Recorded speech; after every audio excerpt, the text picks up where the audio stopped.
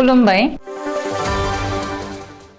बे समाव बडलेण्ड इंखं टेलिभिजननि स्टुडिय'आव आं मिथिका नार्जारी दिनै मोनाबिलिनि गाहाय रादाबफ्राव दङ। बाक्सानि बनगावआव हाग्रा बिफाना सिखारि साननानै दाय गैयै सुबुंखौ गुलि गावदों। बसन्त खेरखातारिनि नखराव गिबि बरमाज्रा हालामारि खेरखातारि बाहागि फोरबो। बिजनीआव मैदेरनि उदखार सासेनि जिउ खहा। सा सानजा भारतनि मोननै रायजोआव गाहाय मन्त्रि नरेन्द्र मदि। बाक्सानि मसलपुराव बर' हारिखौ मोजां हास्थायनानै अल बड' एक्स भलन्टियार फर्स अर्गानाइजेशन कमिटिखौ आबुङै दाफांबाय। दिल्ली आइजी इन्टारनेशनेल बिरखं गाथोनाव मोनब्रै केट आरो एक्स-रे मेसिन बांहोबावबाय। दानिया फैदो आबुं रादाबाव।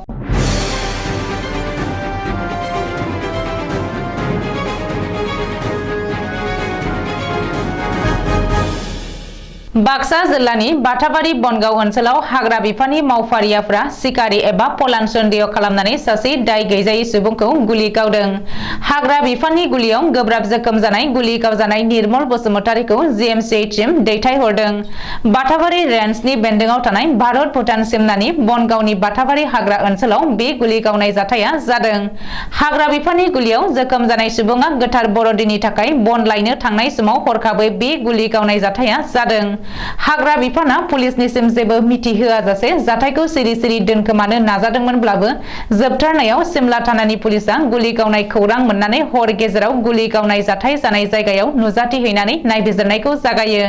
मख'नो गोनांदि हाग्रा बिफाना सिरियै गुलि गावजानाय सुबुंखौ नखरनि हेफाजाबजों गिबियाव मसलपुर सिभिल हस्पिटालाव थिसनदोंमोनब्लाबो निर्मल बसुमतारीनि देहाया गोब्राब जोखोम जानायनि जाहोनाव गोजौ फाहामथायनि थाखाय गुवाहाटी मेडिकेल कलेज आरो हस्पिटालसिम दैथायहरो। गुबै जाथाया मा जादोंमोन जायनि थाखाय सिमला पुलिसा गुलि गावनाय जाथायाव निर्मल बसुमतारीजों लोगोसे बन लायनो थांनाय राकेश इस्लारिखौ बनगावनि न'निफ्राय नंखाय बांसावनायनि थाखाय खादों। मख'नो गोनांदि गुलि गावजानाय सुबुङा सिखारिना बन लायनो थांनायमोन बेखौ बाक्सा पुलिसनि नायबिजिरनायनि उनावसो सोराङाव फैगोन। बाक्सा जिल्लानि सालबारि महकुमा बेन्दोंआव माज्राबारि गामिनि बसन्त खेरखातारिनि नखराव दिनै रबिबारखालि गिबि बरमाज्रा हालामारि खेरखातारि बाहागि लोगोसे दालाइ दासा मेला खुंफुंदों। बे बाहागि मेलानि गिबि हाबाफारियाव दङ गाहाय लांगोना बेखेवनाय। बेखेवो खुस्राबारि गामिनि रुंसारि मानिक खेरखातारिनि अनजालि बिसि मुस्रिमा अनले खेरखातारिया। नैथि हाबाफारियाव दङ खेरखातारि बाहागि लोगोसे दालाइ दासा नखरनिफ्राय रुंसारि जालांनाय सुबुंफोरनो बिबार बावनाय। गोसोम जि फ्लेग बिरहोनायजों लोगोसे 1 मिनिट कन्डलेन्स खालामनाय बावजेनो खुस्राबारि गामिनि थागिबि आरो आथिखालाव गवालपारा जिल्लानि बक' गामिनि रुंसारि पुर्णानन्द खेरखातारिनि गिबि फिसाज्ला मुस्रि सुनिल खेरखातारिया। थामथि हाबाफारियाव दङ खेरखातारि बाहागि लोगोसे दालाइ दासा नखरनिफ्राय नुजाथिफैनाय सोद्रोमाफोरखौ सिनायथि लानाय। बे हाबाफारिखौ सामलायो दैमालु खेरखातारि आरो खगेन खेरखातारिया। चिरां जिल्लानि बिजनी महकुमा बेन्दोंआव 4 नं हादान धर्मपुर गामियाव मानास नेशनेल पार्कनिफ्राय ओंखारबोनाय हाग्रानि मैदेरा जोबोद उदखार खालामफैदों। जाहोनाव सासे बोराय सुबुंनि जिउ खहा जादों। थैनाय सुबुंनि मुंखौ रबिराम बसुमतारी होननानै सिनायथिनो हादों। गामिनि रायजो राजाया खौरांगिरिनि सिगाङाव फोरमायथिनाय बायदिब्ला सनिबारखालि बिलिफांनि 9 रिंगासो समाव रबिराम बसुमतारीया बायजोआव हासुनो ओंखारदोंमोन। बे समावनो हाग्रानि मैदेरा हरखाबै गाग्लोबनानै रबिराम बसुमतारी सुन्दायजों बुद्रुनानै लाङो आरो बुथारो। आथिखालाव जायगानि रायजो राजाया जोबोद गिलुं-गिलुङै दङ आरो हाग्रा बिफाननि हेफाजाब लुबैदों। फैगौ 2023 आव मेघालय आरो त्रिपुरायाव जानो गोनां बिधान सभा बिसायख'थि जागोननि सिगां गाहाय मन्त्रि नरेन्द्र मदिया दावबायफैदों। रबिबारखालि मेघालयनि राजथावनि शिलंआव नर्थ इस्ट काउन्सिलनि सनाथि मायथाइ फोरबो खुंनाय हाबाफारियाव गाहाय आलासि महरै बाहागो लाफैनायजों लोगोसे गाहाय मन्त्रि नरेन्द्र मदिया गासै 6,800 कौटि रांनि प्रजेक्टफोरखौ बेखेवनो लादों। बैफोर प्रजेक्टआनो जादों फारियै हाउजिं, आबाद, इनफरमेशन टेक्न'लजी, टुरिज्म, हस्पिटेलिटी आरो हान्थामेलानि माखासे फोनांजाब लामा दंफायो होननानै शिलंआव फोरमायदों। गाहाय मन्त्रि नरेन्द्र मदिखौ अरुणाचल प्रदेशनि गिबि मन्त्रि प्रेमा खान्डुआ टुइटाराव नर्थ इस्ट काउन्सिलआ बरायो होननानै बुंदों। गाहाय मन्त्रि मदिया शिलंनिफ्राय थोंजोङै त्रिपुरायाव थांगोन होननानै शिलंआव फोरमायबावदों।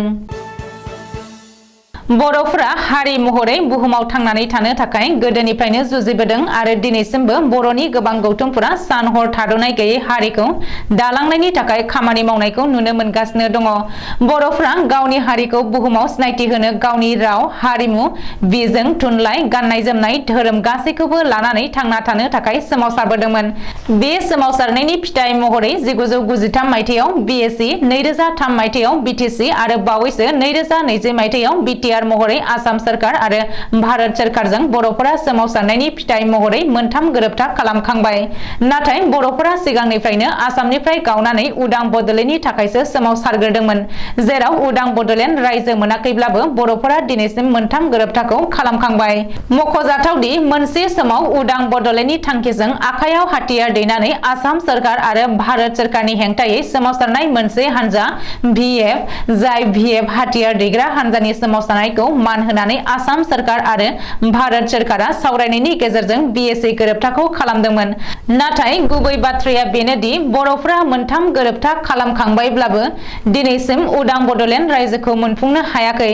बेखौबो नोजोर बोनानै आगुनि बारग' भलन्टियार फर्सफोरा दिनै फिन उदां बड'लेण्ड रायजोनि दाबिखौ अहिंसा खान्थि गणतान्त्रिक भाबै सोरखारनियाव दैखांफिननो थाखाय बाक्सानि मुसलपुर जुनियर बेसिक स्कुलाव मोनसे जथुम्मानि गेजेरजों अल बड' एक्स भलन्टियार फर्स अर्गानाइजेशन मुंनि आफादखौ दानानै लानाय जायो।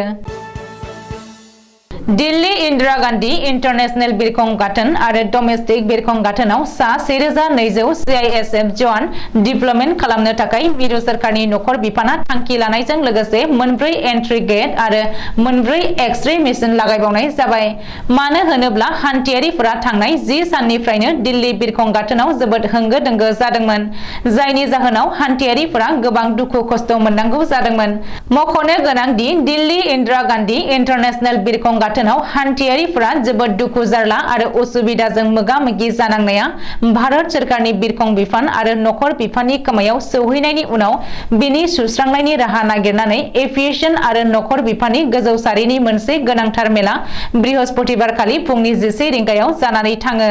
बे जेंना सुस्रांनाय मेलाव मिरुनि नखर बिफाननि नेहाथारि अजय कुमार भाल्ला आरो CISFनि डाइरेक्टर जेनेरेल सिलबर्टन सिंह मोना बाहागो लादोंमोन। गासै सा 1200 CISF जवानफोरखौ रैखाथि आरो चेकिंनि थाखाय डिप्लयमेन्ट खालामनानै चेकिंनि गेट आरो एक्स-रे मेसिनफोरखौबो बांहोनाय जागोन होननानै थांखि आजावजायो। दिल्ली इन्टारनेशनेल एयारपर्ट अथरिटि आरो सिकिउरिटि मावख'गिरिजों सावरायनानै बे गोख्रों थांखिया आजावजायो। मिथिनो मोननाय बायदिब्ला थांनाय 10 सानाव दावबायारि आरो हान्थियारिफोरनि अनजिमाया सिगांनिख्रुइ 10% बांदों। दिल्ली इन्दिरा गान्धी इन्टारनेशनेल बिरखं गाथोनाव। दिनै मोनाबिलिनि रादाबा एसेनोसै। गोजोन्थों।